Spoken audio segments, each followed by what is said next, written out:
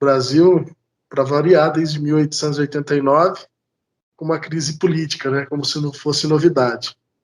Nos últimos 90 anos, nós só tivemos 5 presidentes que conseguiram completar pelo menos um mandato de 4 anos. Se o Brasil votar no Lula, a direita vai cair matando e vai tornar o Lula um governo ingovernável, através da própria Casa Legislativa, com os deputados e senadores, e com certeza também uma massa popular bem revoltada, né? Eu acho que um partido que não conseguiu se renovar e colocar um novo nome, né, no cenário político, eu acho que torna complicado a situação do Brasil em termos políticos, né? E o Bolsonaro, se ganhar 2022, provavelmente vai ser um pouco mais estável, porque ele já está no poder e tem aí um pouco mais de governabilidade, conforme se ele conseguir fazer uma base um pouco melhor, né? Muitos, na primeira eleição, foi na onda bolsonarista, mas muitos voltaram para trás, né? Nomes como Joyce Hasselman, Alexandre Frota e outros aí, né? Principalmente também o MBL, que tinha um apoio muito forte para o Bolsonaro, depois voltou atrás. Inclusive, no dia de hoje, encabeçou aí um pedido de impeachment junto com o pessoal da esquerda. Na minha visão, a deficiência no Brasil política, ela não se dá pelos políticos em si, mas se dá pelo próprio sistema. O próprio sistema é corruptor. É um sistema que oferece auxílio moradia para quem tem casa em Brasília, né? O próprio sistema leva o político à corrupção. Então, se nós formos falar a fundo sobre o assunto, é impossível falar de política sem falar sobre o sistema político. E o sistema político do Brasil é muito frágil, doente e problemático. Para começar do início, a República em si se iniciou com um golpe, como muitas coisas no Brasil se iniciaram com golpes, grande maioria delas. Bom, acho que da sua fala tem muito a aproveitar e inclusive esses termos direita e esquerda que estão muito enraizados, acho que é muito difícil a gente falar de política no Brasil sem citar esses termos. Bom, foi muito bem citado, né, que a nossa república começou com o pé esquerdo, né, começou de forma errada, começou com um golpe, onde o povo assistiu bestializado e não houve participação popular, né.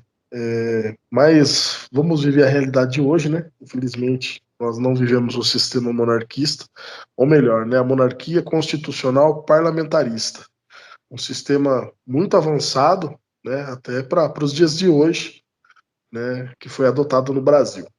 Na minha visão, eu acho a polarização muito saudável para a democracia, né? Voltando até um pouco no tema da monarquia, Dom Pedro ele mantinha a alternância de poder. Nós tínhamos no Brasil os conservadores, que eram aqueles que visam valores e costumes morais, e os liberais, né? Voltados um pouquinho mais à esquerda. Eu acho que é muito saudável, é muito bacana, é bom que exista o PT, é bom que exista o Bolsonaro, que atualmente sem partido, é bom que exista opções como Ciro Gomes, Marina Silva, pessoalzinho que sempre está no páreo aí da presidência para concorrer à presidência. Eu acho que a polarização, né, muita gente vê com maus olhos, mas a democracia é isso. Só que qual é o problema que nós estamos enfrentando no Brasil? Nós temos uma esquerda que chama o presidente de genocida, só que ela não apresenta solução nenhuma. Nós precisamos de uma oposição que chegue com ideias, que chegue com propostas, que chegue com um plano de governo. Qual é o plano de governo do Lula? Regular a mídia social, regular as mídias. Quer dizer, ele vai controlar as mídias. Isso estava no plano do Haddad na eleição passada. Esse é o plano de governo do PT, né? Então, né, fica a minha crítica. Não tenho nada contra o PT, não sou bolsonarista, mas, né, na minha visão, eu sou uma pessoa liberal, pensamento liberal. Acho que quanto menor o Estado e quanto menos ele intervir na nossa vida, melhor. A minha opinião é essa. Eu acho que a nossa democracia, a nossa polarização está doente, porque nós temos uma oposição que não sabe ser oposição. Acho muito importante ele ter falado dos planos que o presidente pensa em pôr em prática. Mas eu acho que uma grande falha do sistema é que ele não tem obrigação nenhuma de cumprir com as campanhas presidenciais. Se o presidente fala algo para promover a imagem dele, ele não tem a obrigação de cumprir com aquilo. Então o plano presidencial ele só é usado para vender a imagem do presidente. A própria Constituição não obriga ele a cumprir com o que foi, entre aspas, prometido. Muitos casos que a gente já viu aí no Brasil de que não foi cumprido o que foi prometido. Não vou entrar em casos porque ambos os lados, direita e esquerda, não cumpriram muito do que prometeu. E eu acho que o foco, quando a gente fala em administração no Brasil, eu sempre vejo a crítica ao presidente, mas a gente tem que lembrar que a gente tem um poder de tripartição. A gente tem 3 estados do poder: legislativo, jurídico e executivo. A gente percebeu durante a pandemia que o controle, entre aspas, está no poder, no caso o poder de veto, no poder legislativo. Porque a gente teve várias sanções do presidente que foram vetadas, e eu acho isso muito interessante, porque a gente sempre vê o presidente como um poder principal, mas qual é a ação dele, até onde ele pode ir, até onde nossos vereadores, até onde os juízes podem ir nessa escala de poder. É óbvio que não são só esses poderes, a gente também tem os conselhos que agem por fora, algo muito forte que pelo menos eu vejo no nosso sistema dá uma maior participação, mas eu acho que a crítica em si não devia ser feita a partidos, até porque os partidos com o nome atual, um exemplo, o PCdoB, Partido Comunista do Brasil, ele já tem visões que passam a ser distintas do próprio nome. Então, a reorganização da polarização no Brasil devia ser repensada, porque o próprio nome que eles vendem não carrega o que eles querem propor. A nossa democracia é muito frágil. Nosso sistema tripartido, ele não tem o sistema de freios e contrapesos ideais, até por isso que eu tenho como pensamento político a monarquia. Nós temos o executivo, representado pelo presidente, o legislativo, representado pela casa bicameral, que são os deputados e senadores, e temos o judiciário, composto por um colegiado de juízes que não são concursados, mas são indicados políticos. E isso é o que tem trazido grandes dificuldades aí do executivo com o judiciário, né? Foram boa parte deles indicados pelo governo Lula e governo Dilma, né? Então, eu acho que se nós tivéssemos um quarto poder trazendo aí um equilíbrio à força, a coisa seria melhor. Mas só uma observação, no ano de 2016 tivemos uma crise política para tentar tirar a presidente Dilma do cargo, com um impeachment bastante traumático para o cenário brasileiro, né? No mesmo ano, nós tivemos uma crise na Espanha. A Espanha é uma monarquia. Um governo de esquerda estava fomentando a separação da Catalunha do resto da Espanha, que é uma região bem rica da Espanha. O rei, ele simplesmente resolveu essa crise em 2 meses. O parlamento não chegava no consenso, os esquerdistas começaram a fomentar, fizeram até um referendo ilegal, fomentando a população a votar para sair, a Catalunha sair da Espanha. E o que o rei fez? Em 2 meses ele fechou o Congresso, demitiu todos os deputados e convocou novas eleições. Em 2 meses ele resolveu o problema.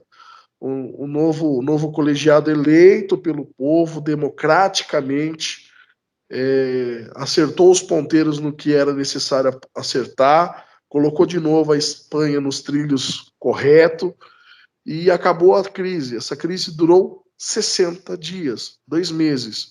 E hoje, aqui no Brasil, nós passamos por uma crise tão séria quanto a da Catalunha e Espanha, Só que até hoje nós sofremos ainda reflexos do impeachment sofrido por Dilma Rousseff. Né? Muita gente falando que é golpe, depois teve eleição, ainda continuaram falando que é golpe. Então, falta um pouquinho no nosso sistema o sistema de freios e contrapesos. Infelizmente, não existe solução para a crise no Brasil a não ser a mudança do sistema. Nós temos visto o brasileiro bater em ponta de faca há muitos anos, há muitas décadas e até séculos, e o problema vem se persistindo. Velha República, Nova República, ditadura militar, pós-ditadura militar, até os dias de hoje. A única forma de o Brasil ter uma estabilidade política seria o Brasil separar a chefia de governo com a chefia de Estado. É muito poder na mão de um presidente, ao mesmo tempo ele não tem tanto esse poder. E aí a população tem aquela visão de que o presidente tem uma varinha mágica que vai resolver todos os problemas. Então, na minha visão, acredito que a volta da monarquia, a troca do sistema político seria a única solução viável para que nós pudéssemos ter um desenvolvimento novamente e pudéssemos ser potência. No Brasil Império não existia inflação. No Brasil Império nós tínhamos a segunda armada mais poderosa do mundo. No Brasil Império fomos o segundo país no mundo a ter telefone, um desenvolvimento tecnológico muito avançado para a época. Fomos o segundo país das Américas a ter comunicação com a Europa com cabo de telégrafo submarino, né, e outras obras mais do Império. Tanto a malha ferroviária que nós temos no Brasil hoje é herança do Brasil Império. Né? Mas na época tínhamos a maior malha ferroviária do mundo, ganhando até dos Estados Unidos. E hoje nós temos toda a malha sucateada e as nossas estradas abarrotadas com caminhões e que não dão conta aí de fazer com eficiência e com custo baixo a circulação de mercadoria, sendo que os trens conseguiriam fazer isso com um custo muito mais baixo que os caminhões. Então, essa é a minha visão. O movimento monarquista é o movimento que mais cresce no Brasil, e inclusive quem se torna monarquista não volta atrás. É o único movimento com zero deserção no meio político. Né? Quem vira monarquista permanece monarquista. Seria necessário aí para que nós não tivéssemos mais toda essa crise política, um quarto poder, o poder moderador. Quando o STF avançar o sinal, o imperador intervém.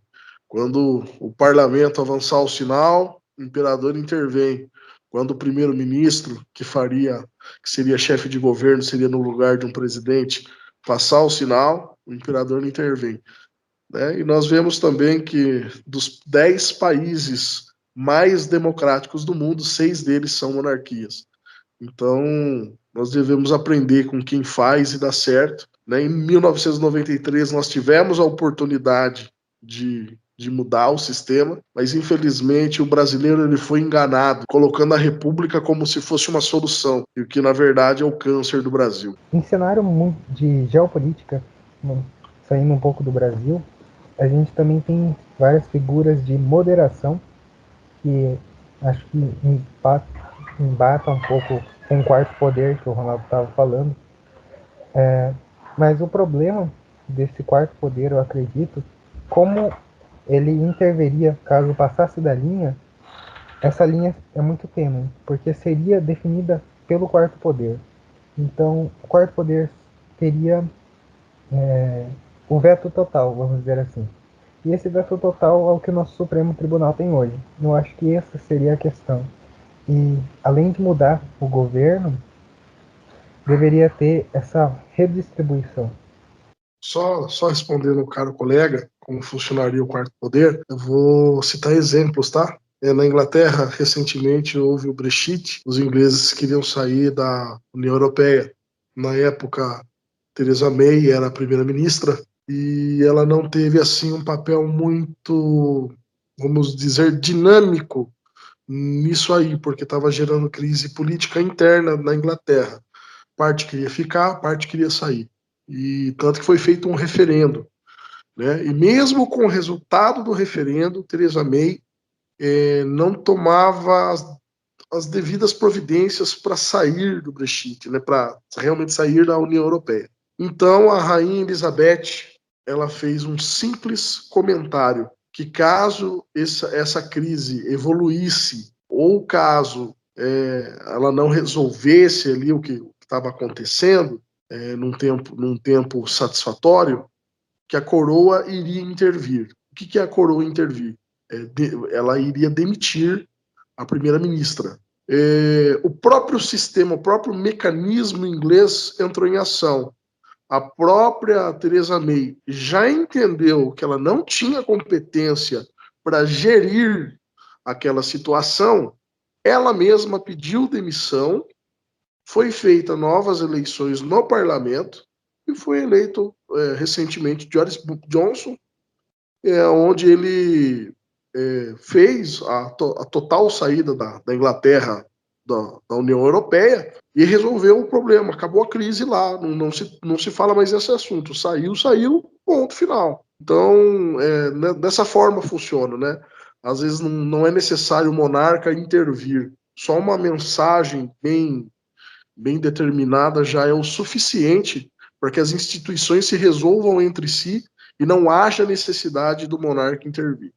Né? E se um monarca intervém de uma forma não satisfatória à população, o Congresso tem plenos poderes de frear um monarca. São freios e contrapesos, não existe um poder absoluto sobre os outros.